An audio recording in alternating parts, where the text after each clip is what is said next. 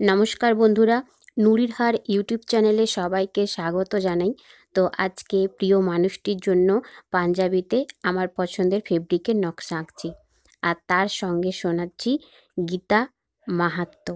শ্রী শ্রী গীতা মাহাত্ম্যম, বৈষ্ণবীয় তন্ত্র সারোক্ত, ঋষি রুবাচ।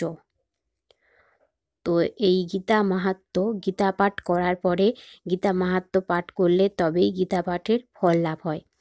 তো গীতা পাঠের মাহাত্ম্য এখন পাঠ করছি, সবাই মন দিয়ে শুনুন, আর মনের মধ্যে অনেক শান্তি আসবে। আর নকশাটাও সঙ্গে দেখতে থাকুন কিভাবে আঁকছি। ঋষি বলিলেন, হে সুত, পুরাকালে নারায়ণ ক্ষেত্রে মহামুনি ব্যাস কর্তৃক গীতা মাহাত্ম্য যেরূপ কীর্তিত হইয়াছিল, তুমি তাহা যথাবৎ বর্ণন করো। ঋষিবাক্য শ্রবণ করিয়া সুত বলিলেন, ভগবান ব্যাস কর্তৃক পরম কল্যাণজনক গুরুতম গীতা মাহাত্ম্য যেরূপ কীর্তিত হইয়াছিল, এক্ষণে কে সেই উত্তম গীতা মাহাত্ম্য বর্ণন করিতে সমর্থ হইবে? একমাত্র শ্রীকৃষ্ণই উহার ফল সম্যকরূপে অবগত আছেন। কুন্তিপুত্র অর্জুন, ব্যাসদেব অথবা তাহার পুত্র শুকদেব, যাজ্ঞবল্ক্য এবং রাজর্ষি জনক কিছু কিছু অবগত আছেন। অন্যান্য সকলে অপরের নিকট শ্রবণ করিয়া কেবল ইহার অংশমাত্র বর্ণন করেন। অতএব আমি বেদব্যাসের মুখে যেরূপ শ্রবণ করিয়াছি, এক্ষণে তাহা কিয়ৎ পরিমাণে বলিতেছি, শ্রবণ করুন। উপনিষদসমূহ গাভীস্বরূপ, গোপাল নন্দন শ্রীকৃষ্ণ তাহার দোহনকর্তা, পার্থ বৎস এবং মহৎ গীতামৃত দুগ্ধস্বরূপ, সুধীগণ তাহা পান করিয়া থাকেন। যিনি অর্জুনের সারথ্য কার্যে নিযুক্ত হইয়া ত্রিলোকের উপকারার্থ এই গীতামৃত প্রদান করিয়াছেন, সেই পরমাত্মা শ্রীকৃষ্ণকে নমস্কার। যে মানব ঘোর সংসার সাগর হইতে উদ্ধার পাইতে ইচ্ছা করে, সে গীতারূপ নৌকায় আরোহণ করিলে সুখে পার হইতে পারে। যে ব্যক্তি কখনো শ্রবণ অথবা যোগাভ্যাস দ্বারা গীতাজ্ঞান লাভ করে নাই, সেই মূঢ় মোক্ষ কামনা করিলে বালকের নিকটও উপহাসাস্পদ হয়। যাহারা দিবানিশি গীতাশাস্ত্র শ্রবণ বা অধ্যয়ন করেন, তাহাদিগকে মনুষ্য বলিয়া জানিবে না, তাহারা নিশ্চয়ই দেবতাস্বরূপ। অর্জুনের বধোৎপাদনের নিমিত্ত শ্রীকৃষ্ণ যে গীতাজ্ঞান কীর্তন করিয়াছিলেন, তাহাতে সগুণ কিংবা নির্গুণ বিবিধ উৎকৃষ্ট ভক্তিতত্ত্ব আছে। সেই গীতায় ভক্তি এবং মোক্ষ দ্বারা সংগঠিত অষ্টাদশ অধ্যায়রূপ সোপান বিশিষ্ট প্রেম ভক্তিরূপ কর্মসমূহে ক্রমশ চিত্তশুদ্ধি হয়। সাধু ব্যক্তি গীতারূপ সলিলে স্নান করিলে সংসারের মলিনতা হইতে মুক্ত হন, কিন্তু শ্রদ্ধাহীনের পক্ষে উহা হস্তি স্নানের ন্যায় বৃথা হয়। যে ব্যক্তি গীতা অধ্যয়ন কিংবা অধ্যাপনা করে নাই, সে মনুষ্যলোকে নিষ্ফল কর্মা হইয়া থাকে। যে ব্যক্তি গীতা অবগত নহে, তাহা অপেক্ষা অধম এই জগতে আর কেহই নাই।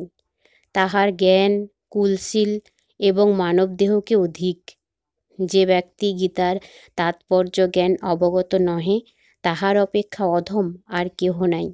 তাহার শরীর শুভ, সদাচার, ধনসম্পত্তি এবং গৃহাশ্রমে ধিক। যে ব্যক্তি গীতাশাস্ত্র অবগত নহে, জগতিতলে তাহার অপেক্ষা অধম আর কেহ নাই। তাহার প্রারব্ধে ধিক, প্রতিষ্ঠায় ধিক এবং পূজা মান এবং মহত্বে ধিক। গীতাশাস্ত্রে যাহার মতি নাই, তাহার সমস্ত কার্যই নিষ্ফল বলিয়া কীর্তিত হইয়া থাকে। তাহার জ্ঞানদাতা গুরুকেও ধিক এবং তাহার দান, ব্রত, নিষ্ঠা, তপস্যা এবং যশ এ সকলকেও ধিক। যে ব্যক্তি অর্থসহ গীতাপাঠ করে নাই, তদাপেক্ষা অধম কেহ নাই। গীতায় যে জ্ঞান কীর্তিত হয় নাই, তাহা আসুর জ্ঞান। সুতরাং বিফল, ধর্মহীন ও বেদ বেদান্ত গর্হিত। অতএব ধর্মময়ী গীতা সর্বজ্ঞানপ্রদা এবং সর্বশাস্ত্র সারভূতা, বিশেষত বিশুদ্ধ বলিয়া প্রশংসিত। যিনি বিষ্ণু পর্ব দিনে ও শ্রীহরিবাসরে গীতাপাঠ করেন, তিনি স্বপ্নে, জাগরণে, গমনে অথবা উপবেশনে শত্রু কর্তৃক পরাভূত হন না। যিনি শালগ্রাম শিলা সমীপে দেবালয়ে, শিব মন্দিরে অথবা তীর্থে, নদীসমূহের তটে গীতাপাঠ করেন তাহার নিশ্চিতই সৌভাগ্য লাভ হয়। দেবকীনন্দন শ্রীকৃষ্ণ গীতাপাঠে যেরূপ প্রসন্নতা লাভ করেন, বেদোধ্যায়ন, দান, যজ্ঞ, তীর্থ পর্যটন এবং ব্রত প্রভৃতি দ্বারা সেরূপ হন না। যিনি ভক্তিপূর্ণ চিত্তে গীতাপাঠ করেন তাহার বেদ পুরাণাদি শাস্ত্র সর্বতোভাবে অধীত হইয়া থাকে।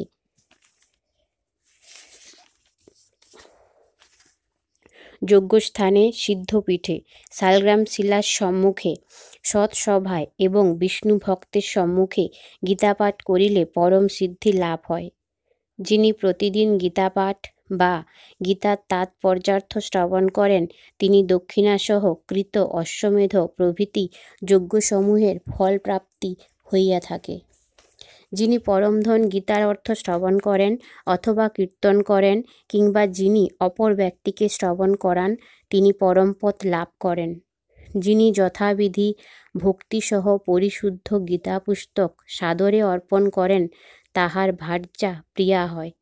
তিনি নিশ্চয়ই যশ, সৌভাগ্য ও আরোগ্য লাভ করেন এবং ভার্যাগণের প্রিয় হইয়া পরম সুখ প্রাপ্ত হন। যে গৃহে প্রতিনিয়ত গীতার্চনা হয়, তথায় অভিচার সম্ভূত এবং বর্ষাপ হইতে উদ্ভূত দুঃখ কদাচ উপস্থিত হয় না। আরও আধ্যাত্মিক, আধিভৌতিক ও আধিদৈবিক এই ত্রিবিধ তাপ সমুৎপন্ন পীড়া অথবা কোনরূপ ব্যাধি সে গৃহে কদাচ উৎপন্ন হয় না। সুতরাং তদ্বাসীগণের সাপ কিংবা পাপজাত দুর্গতি বা নরকপ্রাপ্তির সম্ভাবনা থাকে না। দেহে কদাচ বিস্ফোটকাদি ক্লেশকর পীড়া উৎপন্ন হয় না, বরঞ্চ ইহাতে শ্রীকৃষ্ণের চরণে দাস্য এবং অব্যভিচারিণী ভক্তি লাভ হইয়া থাকে।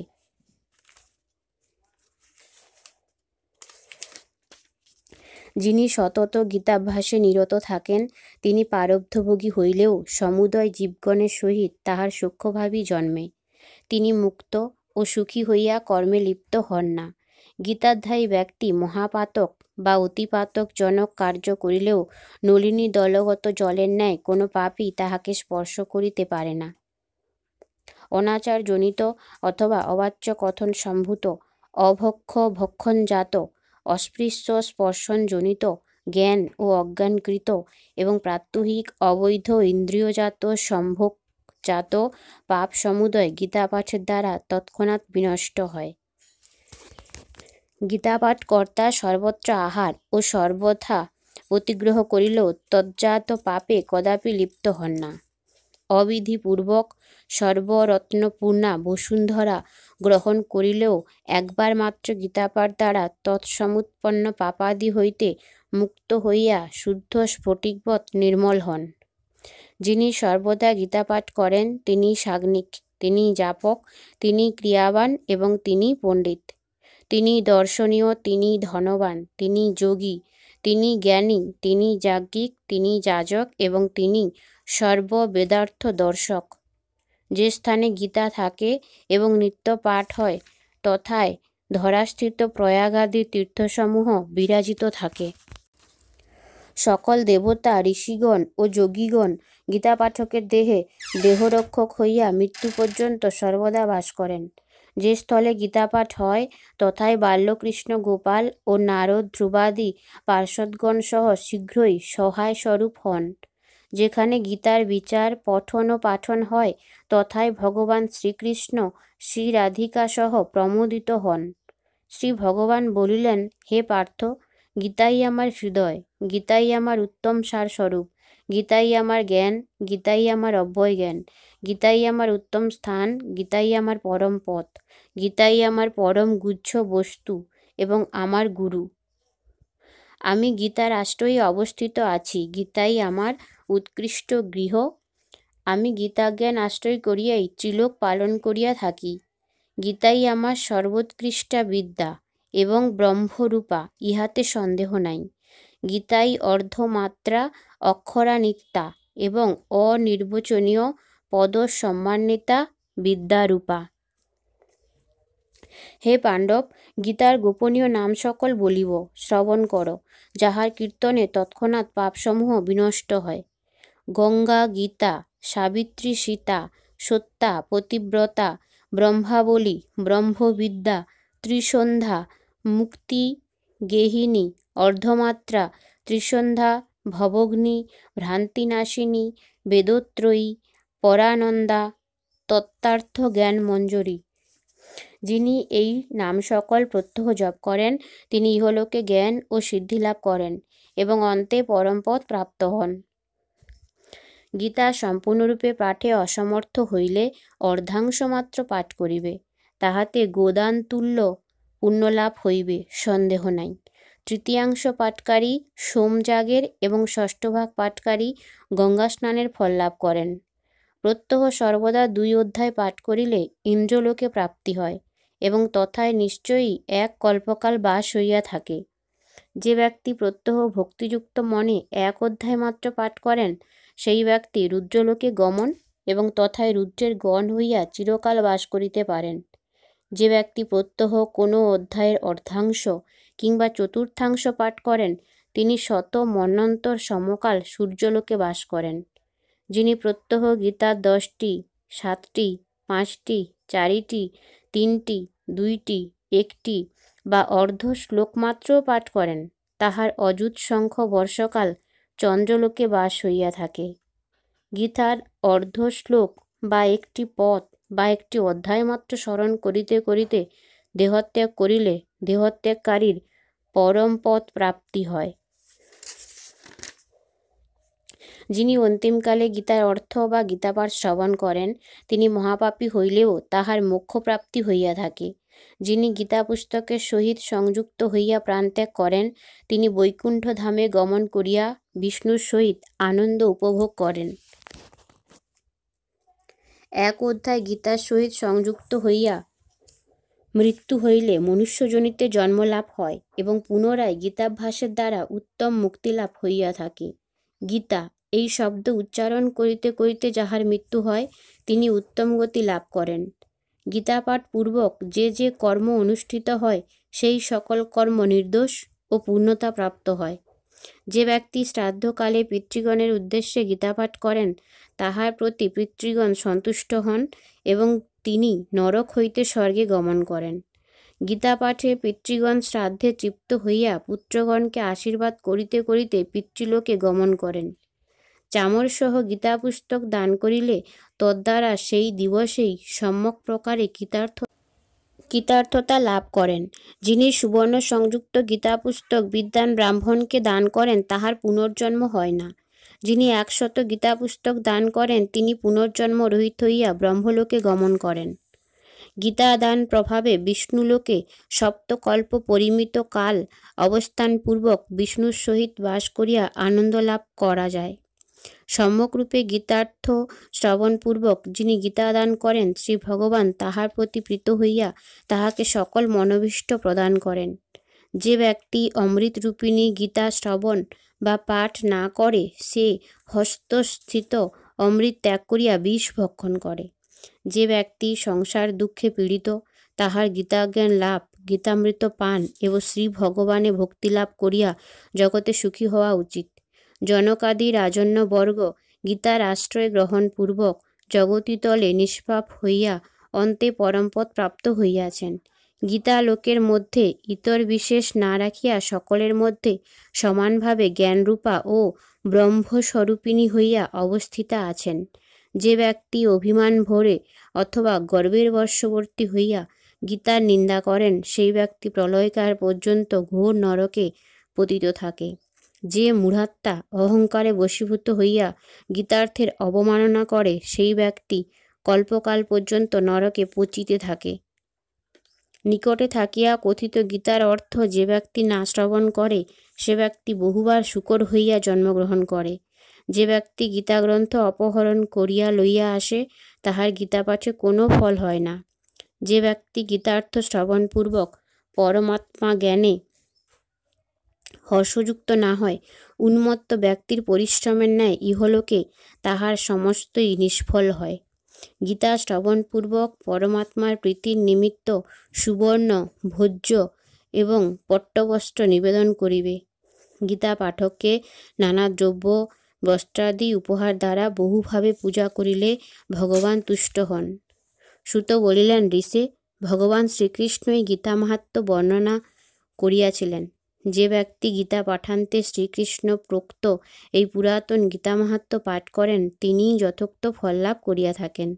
যে ব্যক্তি গীতা পাঠ করিয়া তন্মাহাত্ম্য পাঠ না করে, তাহার পাঠ বৃথা ও পরিশ্রম মাত্র সার হইয়া থাকে।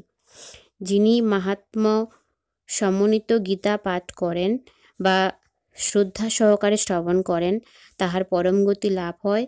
অর্থযুক্ত গীতা শ্রবণ করিয়া মাহাত্ম্য শ্রবণ করিলে জগতিতলে সেই পুণ্যের ফলে সর্বসুখে সুখী হওয়া যায়। ইতি শ্রী বৈষ্ণবীয় তন্ত্র সারোক্ত শ্রী শ্রী গীতা মাহাত্ম্য। জয় শ্রীকৃষ্ণ। গীতা পাঠের ফল। ব্রহ্মা বলিলেন, গীতার প্রথম অধ্যায় ভক্তিভাবে পাঠ করিলে মানবের মন পবিত্রতায় পূর্ণ হয়। দ্বিতীয় অধ্যায় পাঠ করিলে নির্মল বুদ্ধি লাভ হইয়া থাকে। তৃতীয় অধ্যায় পাঠ করিলে পাপ বিনাশ হইয়া থাকে। চতুর্থ অধ্যায় পাঠ করিলে ব্রহ্ম হত্যা এবং স্ত্রী হত্যার পাপ সকল অবিলম্বে দূর হইয়া যায়। পঞ্চম অধ্যায় পাঠ করিলে চুরি করিবার মহাপাপ নষ্ট হইয়া থাকে। ষষ্ঠ অধ্যায় পাঠ করিলে দুর্ভাগ্য নাশ হয়। সপ্তম অধ্যায় পাঠ করিলে নির্মল মতি লাভ হইয়া থাকে। অষ্টম অধ্যায় পাঠ করিলে অখাদ্য ভোজন জন্য পাপ নষ্ট হইয়া থাকে। নবম অধ্যায় পাঠ করিলে পৃথিবী দান সম পুণ্য লাভ হয়। দশম অধ্যায় পাঠ করিলে সমস্ত পাপ নষ্ট হইয়া হৃদয়ে শ্রেষ্ঠ জ্ঞানের উদয় হয়। একাদশ অধ্যায় পাঠ করিলে মানুষের ব্রহ্মজ্ঞান হয় এবং মুক্তিলাভ ঘটে। আর দ্বাদশ অধ্যায় পাঠ করিলে ভগবানের প্রতি বিশুদ্ধ ভক্তি জন্মে। ত্রয়োদশ অধ্যায় পাঠ করিলে জ্ঞানচক্ষুর বিকাশ ও শক্তি লাভ হয়। চতুর্দশ অধ্যায় পাঠ করিলে অশ্বমেধাদি যজ্ঞের ফল লাভ হয়। পঞ্চদশ অধ্যায় পাঠ করিলে নির্মল জ্ঞানোদয়ী যোগী হওয়া যায়। ষোড়শ অধ্যায় পাঠ করিলে ভববন্ধন হইতে মুক্তি পায়। সপ্তদশ অধ্যায় পাঠ করিলে বাজপেয় নামক যজ্ঞের ফল লাভ হইয়া থাকে এবং ভগবানের প্রতি প্রগাঢ় ভক্তির উদয় হয় এবং মুক্তিলাভের পথ প্রশস্ত হয়। অষ্টাদশ অধ্যায় পাঠ করিলে জ্ঞান বহ্নিতে সকল পাপ বিনষ্ট হয় এবং ভগবান শ্রীকৃষ্ণের কৃপা লাভ করা যায়। ভক্তিভাবে গীতা পাঠে জীব ইহলোকে সুখ শান্তি এবং পরমলোকে পরম সুখী হইয়া মুক্তি লাভ করে। তো সমাপ্ত গীতা পাঠের ফল। আর এদিকে আমার পাঞ্জাবিটাও কমপ্লিট হয়ে গেছে। কেমন লাগছে অবশ্যই আপনারা কমেন্ট করে জানাবেন। ভালো লাগলে অবশ্যই লাইক কমেন্ট শেয়ার করুন। আর একটা অবশ্যই কমেন্ট করবেন, অনেক কষ্ট করেই আঁকা হয়, তো সেখানে ভালো হোক খারাপ একটা কমেন্ট এলে অনেক অনেক উৎসাহ দ্বিগুণ হয়ে যায় তখন। আর ফেসবুক পেজ রয়েছে নুরির হাট, সবাই পাশে থেকো, সঙ্গে থেকো এভাবেই।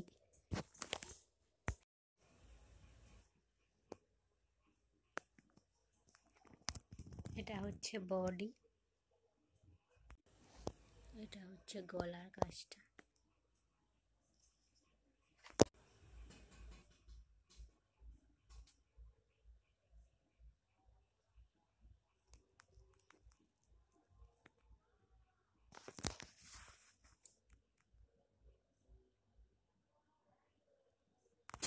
এটা হচ্ছে হাতা।